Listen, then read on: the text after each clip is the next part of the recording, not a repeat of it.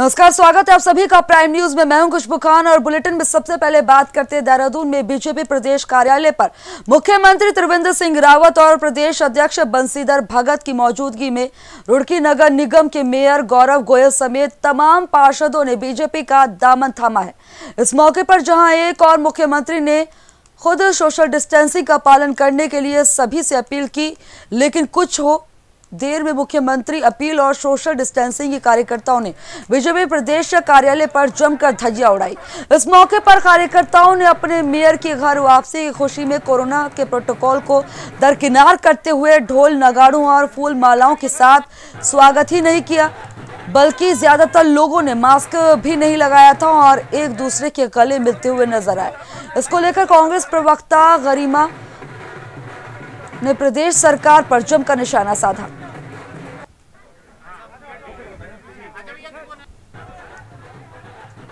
तस्वीरों में आप देख सकते हैं कि सोशल डिस्टेंसिंग की जमकर धज्जियां उड़ाई जा रही है। बहुत ही कम लोग यहां पर मास्क लगाए हुए दिखाई दे रहे हैं। सीएम त्रिवेंद्र सिंह की मौजूदगी में थामा था दामन और बीजेपी का प्रदेश कार्यालय में सोशल डिस्टेंसिंग की जमकर धज्जियां उड़ती नजर आई, जिसके बाद कांग्रेस ने जमकर घेरा और कांग्रेस ने भी इस बात को लेकर बीजेपी पर निशाना साधा। देहरादून से तस्वीरें दिखा रहे हैं, बीजेपी प्रदेश कार्यालय की तस्वीरें हैं जहां पर सोशल डिस्टेंसिंग की धज्जियां उड़ाते हुए कार्यकर्ता नजर आए। रुड़की के मेयर की ज्वाइनिंग में जिस तरह का अफरा तफरी का माहौल भाजपा के कार्यक्रम में देखने को मिला, बहुत अफसोसजनक है। मैं मुख्यमंत्री जी से कहना चाहती हूँ कि आपकी उपस्थिति में अगर आज इस तरह का माहौल था, सोशल डिस्टेंसिंग को आप लोगों ने तार तार किया हुआ था, सभी नियम कानून को आपने धज्जियां उड़ा रखी थी, तो आपके लिए अब कौन सा नियम लागू होगा, कौन सी धाराओं पर अब मुकदमे होने चाहिए, कौन कौन से आपके नेताओं के ऊपर होने चाहिए? क्योंकि कांग्रेस पार्टी का तो आपने कोई नेता, कोई कार्यकर्ता नहीं छोड़ा जिसके ऊपर आपने मुकदमा दर्ज नहीं कराया। आज आपके कार्यक्रमों में ढोल दमाऊ बज रहे, आज आपके कार्यक्रमों में इस तरह से भीड़ का आना और वो भी आपकी उपस्थिति में, जिसको आप नियंत्रित नहीं कर सके, तो अब इस प्रदेश में क्या दो नियम कानून होंगे, एक विपक्ष के लिए और एक सत्ताधारी पार्टी के लिए? आप पीछे देख लीजिए एक बार। मैंने बहुत लिमिटेड लोगों को मैं लेकर के आया, लाने को कार्यक्रम 2000-5000 लोगों तक का हो सकता था बिना किसी दिक्कत के, लेकिन मैंने लिमिटेड रुड़की से मात्र 42 लोग आए, जिसमें 12 पार्षद हैं और पार्षद और हमारे समर्थक मिलाकर के सिर्फ 30, यानी कि टोटल 42 लोग हम रुड़की से आए सोशल डिस्टेंसिंग का पालन करने के लिए। क्या इनका सबका कोरोना टेस्ट करा के ले आए हो क्या? पालन कहाँ हो रहा है? पीछे आप देखिए एक बार। कितने लोग खड़े? क्या कोरोना टेस्ट है सबका? देखिए, ये कार्यकर्ताओं का उत्साह है, मैंने बार बार बोला भी है। उसके बाद भी हमारे पार्षद गणी है, चेयरमैन साहब है, लक्सर से सब लोग हैं हमारे, तो इसकी ओर से मैं भी क्षमा चाहता हूँ। निश्चित रूप से जो भी अगर अनुशासनहीनता कुछ हुई है कोरोना से संबंधित, आप सब लोग यहाँ पर आए, अपना टेस्ट समय दिया, इसके लिए मैं आप सबका बहुत बहुत। तो इस कार्यक्रम के बाद क्या टेस्ट कराएंगे आप लोग, सभी लोगों का, जितने लोग आए? धन्यवाद। वहीं बीजेपी प्रदेश कार्यालय में बीजेपी कार्यकर्ताओं द्वारा सोशल डिस्टेंसिंग की धज्जियां उड़ाने पर कांग्रेस ने जमकर निशाना साधा। पूर्व सीएम हरीश रावत ने कहा है कि उपदेश तो दिए जा सकते हैं लेकिन खुद पालन नहीं कर रहे हैं। जिस तरह से आज बीजेपी कार्यालय में सोशल डिस्टेंसिंग की जमकर धज्जियां उड़ाई गई है, ये जिसका जीता जागता उदाहरण है, वो भी तब जब प्रदेश कार्यालय में पार्टी के शीर्ष नेताओं समेत खुद सीएम मौजूद थे, तब इस वक्त जो है धज्जियां उड़ाई गई। जिस तरह से सरकार की ओर से अभी तक कुछ नहीं किया गया है, जबकि हम बैलगाड़ी पर बैठकर शहर में निकल पड़े और कुछ लोग हमारे पीछे चल पड़े तो मुकदमे दर्ज कर दिए गए।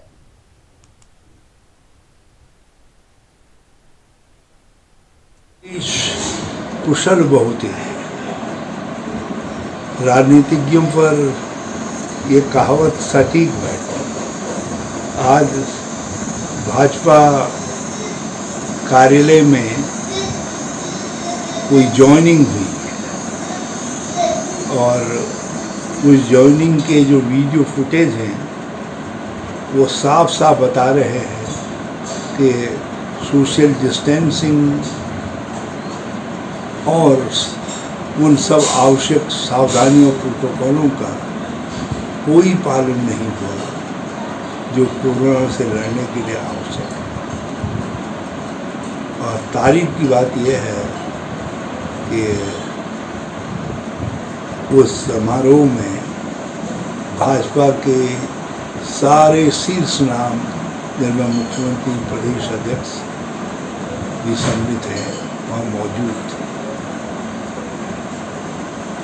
हमने बैलगाड़ी में चंद कदम चल क्या पड़े और कुछ लोग साथ आ गए तो मुकदमा, और भाजपा ऑफिस में सोशल डिस्टेंसिंग की धज्जियाँ उड़े तो उसका कहीं जिक्र भी नहीं है।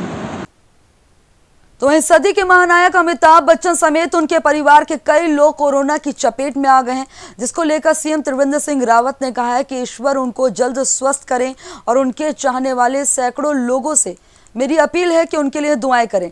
साथ ही सीएम ने कहा है कि ये ऐसी बीमारी है जो किसी को भी नहीं छोड़ती, फिर चाहे वह नायक हो या खलनायक, राजा हो या रंक, इसलिए सभी को अपना बचाव करना चाहिए। सोशल डिस्टेंसिंग समेत जो भी नियम बनाए गए हैं, जो भी गाइडलाइंस जारी की गई हैं, उसका पालन करना चाहिए।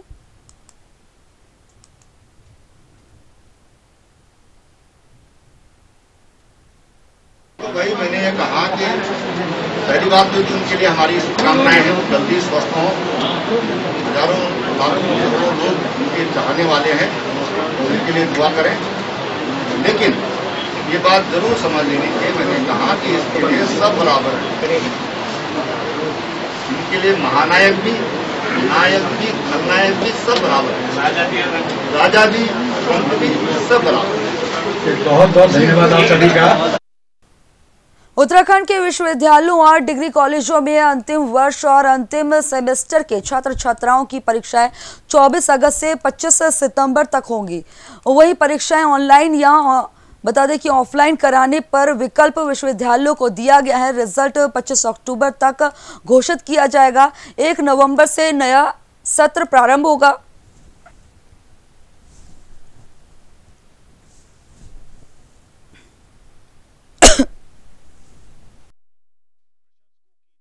कि हो सकता है कि हमको ऑनलाइन पेपर कराने पड़े, तो सरकार ने जो दूसरा प्लान है वो भी तैयार किया है कि हम 1 महीने में अपने कॉलेजों को इंटरनेट की पूरी सुविधाएं दे दें, ताकि हमको अगर प्लान 2 में जाना पड़ेगा तो उसके लिए भी हम तैयार रहेंगे। और मुझे लगता है कि देश का पहला राज्य है हमारा उत्तराखंड, जिसने कि ई-ग्रंथालय की भी लॉन्चिंग कर दी है। अब पूरे प्रदेश के बच्चे हमारे लाखों किताबों को पढ़ सकते हैं, और हम प्रत्येक कॉलेज में इंटरनेट की व्यवस्था भी करने जा रहे हैं।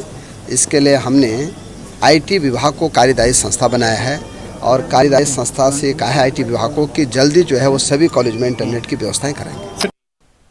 वहीं पंतनगर के भाजपा अनुसूचित मोर्चा के मंडल अध्यक्ष महेंद्र कुमार वाल्मीकि ने प्रेस कॉन्फ्रेंस की। उन्होंने कहा है कि कुछ भी अनर्गल बोलने से पहले पूर्व दर्जा राज्य मंत्री गणेश उपाध्याय को पूर्व में रही प्रदेश के हरीश रावत सरकार के कार्यकाल को लेकर आत्ममंथन करना चाहिए। उन्हें खुद की पता चल जाएगा कि प्रदेश और किच्छा विधानसभा में कितना विकास कार्य पूर्व मुख्यमंत्री हरीश रावत ने कराया है। साथ ही उन्होंने ये भी कहा है कि पूर्व में प्रदेश में रही कांग्रेस के हरीश रावत सरकार के कार्यकाल में शराब घोटाला, डेनिस घोटाला, भूमि घोटाला, राशन घोटाला, NH-74 घोटाला, खनन घोटाला, विदेश यात्रा घोटाले समेत अन्य घोटालों की लंबी सूची है।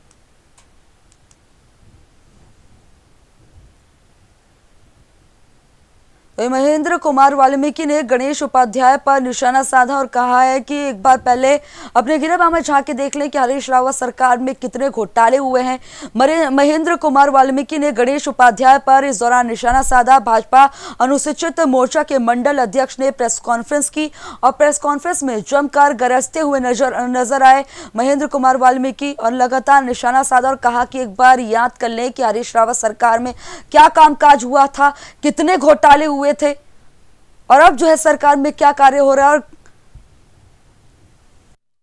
सबसे पहले तो मैं ये कहना चाहूँगा कि कांग्रेस के पास इस समय किसी तरीके का कोई मुद्दा नहीं है जिस पे ये अपना चुनाव लड़ सकें।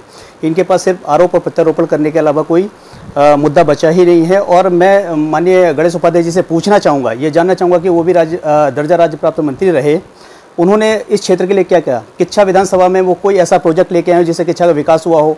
उनको भी 5 साल सरकार चलाने का मौका मिला था। उनकी सरकार में रोडों की क्या हालत थी ये सभी ने देखी है, मुझे बताने की ज़रूरत नहीं है। लेकिन आज फिर भी मैं देख रहा हूँ कि भारतीय जनता पार्टी की सरकार में मैं सारे रोडों का, अगर नेशनल हाईवेज़ की मैं बात करूँ या रेलवे के ट्रैक की बात करूँ, किसी भी तरीके की मेडिकल कॉलेज की बात करूँ, सभी कुछ प्रोग्रेस पे हैं और बहुत विकास कार्य लगातार एक कह सकते हैं कि विकास की गंगा बह रही है बीजेपी में। मैं इनसे खुद पूछना चाहूँगा कि ये बताएं कि इन्होंने अपने कार्यकाल में क्या किया। विकासनगर तहसील क्षेत्र में पिछले काफी समय से एक भी कोरोना पॉजिटिव का मामला सामने नहीं आया था, लेकिन बीती रात आई कोरोना पॉजिटिव लोगों की रिपोर्ट के बाद तहसील विकासनगर स्थित सेलाकोई फार्मासिटी में 6 लोगों में कोरोना की पुष्टि हुई है, जिसके बाद इलाके में हड़कंप मच गया और क्षेत्र में एक साथ 8 लोगों के कोरोना पॉजिटिव पाए जाने के बाद स्थानीय लोगों में हड़कंप मच गया। फिलहाल प्रशासन ने एहतियात के तौर पर फार्मासिटी स्थित फार्मा कंपनी को बंद करने के साथ बता दें कि बाजार के कुछ हिस्से को भी बंद करने के निर्देश दिए हैं। वहीं शिक्षा मंत्री अरविंद पांडे डोईवाला दौरे पर रहे। इस दौरान उन्होंने हरेला पर्व के तहत दुधली के राजकीय इंटर कॉलेज में पौधारोपण किया और लोगों से प्रकृति को हरा भरा बनाने के साथ ही पर्यावरण संरक्षण की अपील की।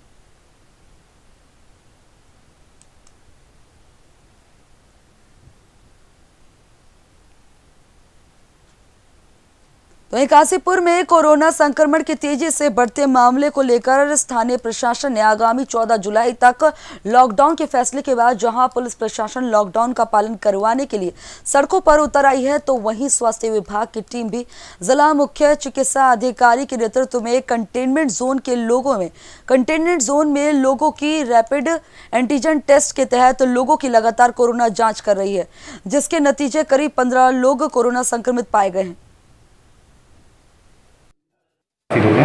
जैसे कि आपको विदित है कि काशीपुर में पूरा हम लोग की जो पहले से जो रिपोर्ट पॉजिटिव आ रही थी उस हिसाब से यहाँ पे भी नॉन कंट्रोलमेंट जोन बनाए गए हैं, जिसमें हमारे हर कंट्रोलमेंट में एक टीम काम कर रही है और वहाँ पर हमारे एंटीजन टेस्ट किए जा रहे हैं। जो भी पॉजिटिव केस निकल रहे हैं, क्योंकि जिस एरिया में कंट्रोलमेंट जोन बने हैं वहाँ पर कहीं ना कहीं पर से कॉन्टैक्ट है, तो उनको हम अंडर अनन्याकों में शिफ्ट कर रहे हैं। हमारे पास 2 एम्बुलेंस लगातार काम कर रही है, हमारी 9 टीमें लगातार काम कर रही है, जहाँ पर हमारे डॉक्टर है, एलटी है और वहाँ पर आशा कार्यकर्ती हैं, और इनमें जो है जो भी पॉजिटिव आएगा अनन्या में शिफ्ट किया जाएगा। सर बात करें तो कंटेक्ट अभी तक जो मेरे पास ऑफिशियल रिपोर्ट 10-12 लोगों का आया है, लेकिन हमें 500 आज ही आ रहा है, आज ही है 500 टेस्ट कर चुके हैं। टिहरी के राजकीय उद्यान मगरा का डीएम मंगेश घड़ियाल ने निरीक्षण किया और इस दौरान उन्होंने जिला उद्यान अधिकारी को निर्देश दिया। उन्होंने कहा है कि उद्यान फार्म में अखरोट और कीवी को प्राथमिकता देते हुए 20-20 हजार पौधे तैयार करें और जर्जर पॉली हाउस को तत्काल ठीक करवाने के निर्देश भी दिए हैं, ताकि प्रवासियों को स्वरोजगार से जोड़ने की मुहिम के तहत फल पौधे की मांग के सापेक्ष पूर्ति कराई जा सके। जो एग्री बिजनेस ग्रोथ सेंटर है, वो जो सरकार द्वारा ग्रोथ सेंटर की जो अवधारणा की गई थी शुरुआत में, वो एक साकार होती हुई दिख रही है। किसानों को अवेलेबल मार्केट मिल रहा है, बहुत सारी अपॉर्चुनिटीज़ मिल रही हैं, बाहर के मार्केट से इंटरेक्शन का एक मौका मिल रहा है, और जो भी लोकल उत्पाद हो रहा है उसके लिए कलेक्शन सेंटर के रूप में काम कर रहा है। सब्जी उत्पादन में और पॉली हाउसेस में यहाँ पर बहुत अच्छा काम हो रहा है। तो जलागम की तरफ से ये कार्य किया जा रहा है। इसमें उद्यान विभाग की तरफ से जो भी सहायता हो सकती है और जो भी सरकार की योजनाएं हैं, उन सभी योजनाओं के माध्यम से इस ग्रोथ सेंटर को और अच्छा कैसे बनाया जा सकता है उस पर भी विचार किया जाएगा। सर मैं जानना चाहूँगा कि प्रवासियों को रोजगार से किस तरह से जोड़ा जा रहा है? इसमें देखिए, हम लोगों ने कार्यवाही शुरू कर दी है और लगभग 10,000 के आसपास प्रवासियों के लिए योजना तैयार कर ली गई है। कुछ मुर्गी पालन में जा रहे हैं, कई लोग डेयरी का काम करना चाह रहे हैं, कई लोग सब्जी उत्पादन कर रहे हैं। तो सभी लोगों के ऑप्शंस हमें मिल रहे हैं। कई लोगों ने जो स्किल्स उनके अंदर बाहर जहाँ पर काम करते थे वहाँ पर थे, वो यहाँ पर भी कर रहे हैं। जैसे कुछ लोगों ने फुटवेयर शॉप के लिए अप्लाई किया है, कुछ लोगों ने परचून दुकान के लिए, कई लोग चक्की के लिए अप्लाई कर रहे हैं। तो बहुत सारे हमें प्रपोजल आ रहे हैं और आने वाले 1 महीने के अंदर हम अधिकतम लोगों को सरकार की जो योजनाएं उनके अनुसार रोजगार से जोड़ पाएंगे। रुड़की की गंगनहर कोतवाली क्षेत्र के अंबर तालाब में व्यापारी की दुकान से हुई करीब 2 लाख की चोरी का पुलिस ने खुलासा कर दिया है। एसपी देहात एसके सिंह ने बताया कि 6 जुलाई को अंबर तालाब निवासी व्यापारी रवि गुलाटी की दुकान से एक युवक ने 1,95,000 की नकदी चोरी कर ली थी, जिसके संबंध में शिकायत दर्ज की गई थी, जिसके बाद टीम गठन कर आरोपियों को गिरफ्तार कर लिया गया और आरोपियों के पास से करीब 1,06,000 रुपए बरामद किए गए हैं।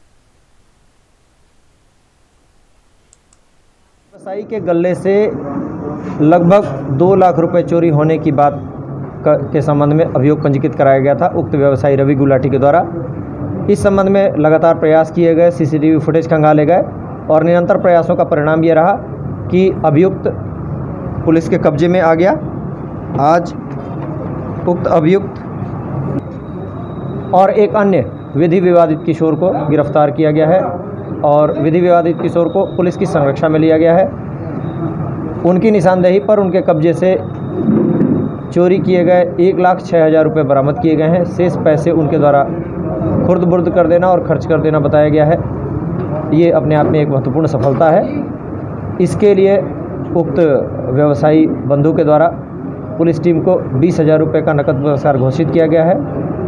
हम उनका धन्यवाद करते हैं कि उन्होंने पुलिस टीम को उत्साहवर्धन के लिए ये इनाम की राशि घोषित की है, लेकिन उन्हें निर्देशित किया गया है कि वो ये चीज़ ड्राफ्ट या चेक के माध्यम से एसएसपी हरिद्वार महोदय को प्रेषित कर सकते हैं। जुल्फिकार इसकी दुकान पर नहीं काम करता था, काम विधि विवादित किशोर अक्सर इनकी दुकान पर आया करता था, काम करना भी बताया जाता है। जुल्फिकार के द्वारा उस विधि विवादित किशोर को उत्प्रेरित करके उक्त घटना को संलिप्तता से अंजाम दिलवाया गया। वहीं रुड़की की गंगनहर कोतवाली पुलिस ने चाव मंडी में हुई चोरी की घटना का पुलिस ने खुलासा कर दिया है। आरोपी के पास से कार समेत करीब 15 लाख रुपए की नकदी बरामद हुई है। पुलिस को इस दौरान बड़ी सफलता मिली है। पुलिस ने आरोपी को गिरफ्तार किया है। आरोपी के पास से कार समेत करीब 15 लाख रुपए बरामद हुए हैं। 21 मार्च से 30 अप्रैल के बीच वादी निशांत चौहान लॉकडाउन के कारण सहारनपुर में फंसे हुए थे। 1 मई को वापस आने पर उन्हें पता चला कि उनके घर से लगभग 27 तोले जेवरात और 10,000 रुपये नकदी की चोरी हो चुकी है। इस संबंध में उनके द्वारा अभियोग पंजीकृत कराया गया। कोतवाली गंगनहर की टीम के द्वारा और CIU रुड़की टीम के द्वारा लगातार प्रयास करके इस संबंध में उक्त अभियुक्त शिव कुमार सन ऑफ चरण सिंह को गिरफ्तार करने में सफलता हासिल की और उसकी निशानदेही पर घर के सिस्टर्न से रखे हुए लगभग 17 तोले जेवरात बरामद किए और IIFL gold loan, Muthoot finance IIFL gold loan में लगभग 84 ग्राम और मुथूट फाइनेंस में लगभग 23 ग्राम सोना उनके द्वारा गिरवी रखकर उन पैसों से एक फोर्ड फीगो कार खरीदी गई थी। उक्त कार को भी कब्जे पुलिस लिया गया है। साथ ही जो भी सर्टिफिकेट्स गिरवी रखे हुए कागजात थे वे सभी सर्टिफिकेट कब्जे पुलिस लिए गए हैं और दोनों ही फाइनेंशियल इंस्टीट्यूशन से बात की गई है। उनके द्वारा उक्त जेवरात को पुलिस को उपलब्ध करा देने के लिए आश्वस्त किया गया है। इस तरह कुल मिलाकर 27 तोले सोना बरामद किया गया है अभियुक्त के कब्जे से और 100% बरामदगी सुनिश्चित की गई है। उक्त घटना के अनावरण और 100% बरामदगी पर वरिष्ठ पुलिस अधीक्षक हरिद्वार महोदय के द्वारा 2500 रुपये का नकद पुरस्कार पुलिस टीम के लिए और IG गढ़वाल रेंज महोदय के द्वारा 5,000 रुपये का नकद पुरस्कार घोषित किया गया है। कितने लोग शामिल थे? ये चोरी अभियुक्त के द्वारा अकेले छत के रास्ते उनके घर में घुसकर ये जानते हुए की गई थी, उसे पता था कि वादी के घर में कोई भी नहीं है और इसीलिए उसने इस मौके का फ़ायदा उठाकर ये चोरी को अंजाम दिया। तो वहीं रुड़की के झबरेड़ा थाना पुलिस ने मोटरसाइकिल चोरी की घटना का खुलासा किया। एसपी देहात SK सिंह ने बताया कि झबरेड़ा पुलिस को मुखबिर से सूचना मिली कि जटोल रोड पर चोरी हुई मोटरसाइकिल को बनेड़ा खास का एक व्यक्ति बेचने के लिए रुड़की या मंगलौर ले जा रहा है। सूचना पर पुलिस टीम थानाध्यक्ष के नेतृत्व में चेकिंग करने लगी। इस दौरान एक युवक पुलिस को देखकर भागने लगा, जिसके बाद पुलिस ने उसे पकड़ा। कड़ाईता से पूछताछ करने पर चोरी की बात को उसने कबूल करते हुए 4 और अन्य बाइक की चोरी की वारदातों को कबूल लिया। जरिए मुखबिर खास ये सूचना मिली कि जटोल रोड से चोरी हुई मोटरसाइकिल लेकर एक अभियुक्त बेचने के लिए रुड़की या मंगलौर की तरफ जा रहा है। इस सूचना पर थानाध्यक्ष झबरेड़ा रविंद्र कुमार के द्वारा अपनी टीम के साथ चेकिंग की गई। दौरान चेकिंग एक मोटरसाइकिल सवार को रोका गया तो वो उसके मोटरसाइकिल के कागजात नहीं दिखा पाया। उक्त मोटरसाइकिल को कब्जे पुलिस लेकर तस्दीक की गई तो उक्त मोटरसाइकिल जटोल रोड से चोरी हुई मोटरसाइकिल पाई गई। सख्ती से पूछताछ करने पर उक्त अभियुक्त के द्वारा अपनी निशानदेही पर 4 अन्य मोटरसाइकिलें जो अलग अलग स्थानों से चोरी की गई बताई गई उसके द्वारा बरामद की गई है। इस प्रकार कुल मिलाकर 5 मोटरसाइकिलें उक्त अभियुक्त के द्वारा बरामद कराई गई हैं। अभियुक्त का नाम प्रदीप सन ऑफ सुक्कड़ निवासी देवबंद सहारनपुर है। उसके आपराधिक इतिहास के बारे में सरहदी थानों और जनपदों से जानकारी एकत्र की जा रही है। खबर रुड़की से ही आ रही। रुड़की के गंग नहर सिंचाई विभाग के क्षेत्र में कुछ अधिकारियों की शय पर सफाई के नाम पर अलग अलग प्रजातियों की कीमती पेड़ों को काटा जा रहा है। पेड़ काटने वाला चोरी भी कैमरे में कैद हो गई है और चोर भी कैमरे में कैद हो गया है। वहीं हमारे संवाददाता सिंचाई विभाग के सीच पर्यवेक्षक से भी उन्होंने यहां पर जानना चाहा कि आखिर किसने इन्हें इन पेड़ों को काटने की इजाजत दी। तो बता दें कि आप सिंच पर्यवेक्षक दिनेश कुमार का क्या कुछ कहना है वो आपको सुनवाते हैं। मैं इस क्षेत्र का अमीन हूँ। ये सलोनी नदी पार करके ये हमारे क्षेत्र में आता है सिंचाई विभाग में उत्तर दिशा में कलियर रोड पर जाते हुए। सुबह जब हम गश्त में हमें पता चला कि उधर पेड़ काटे गए हैं आप लोगों के, रात्रि में पेड़ काटे गए हैं और सुबह भी काट रहे थे। तो जब हमने आके देखा तो यहाँ काफ़ी संख्या में पेड़ कटे हुए मिले थे।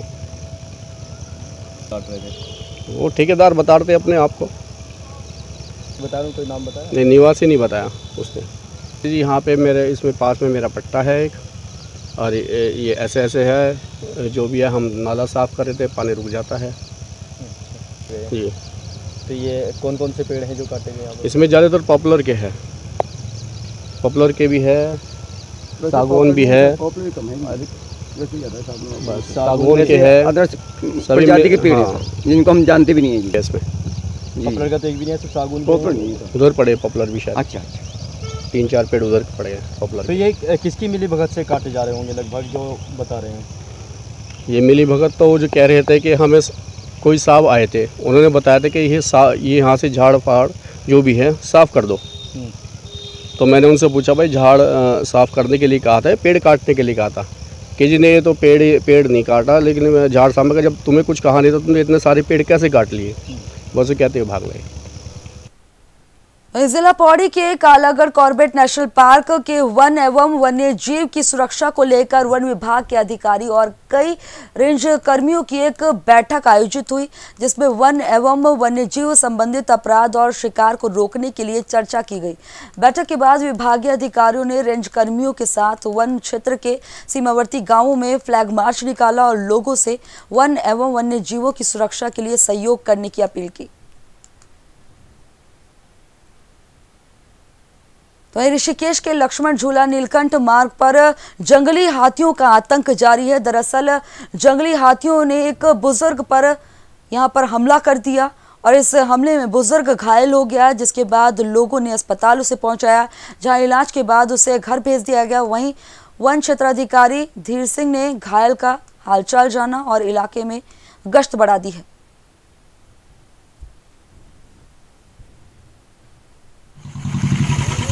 पटना वाटरफॉल के पास रात्रि में हाथी को देखकर एक वृद्ध भागा। वृद्ध को गिरने के बाद चोट लगी, फिर प्राथमिक चिकित्सालय में भर्ती कराया गया और रात्रि में गश्त बढ़ा दी गई है कि रात्रि में लोग रोड पर ना निकले। यूके प्राइम में फिलहाल मेरे साथ इतना ही। देश प्रदेश की तमाम अहम खबरों के लिए देखते रहिए प्राइम न्यूज। नमस्कार।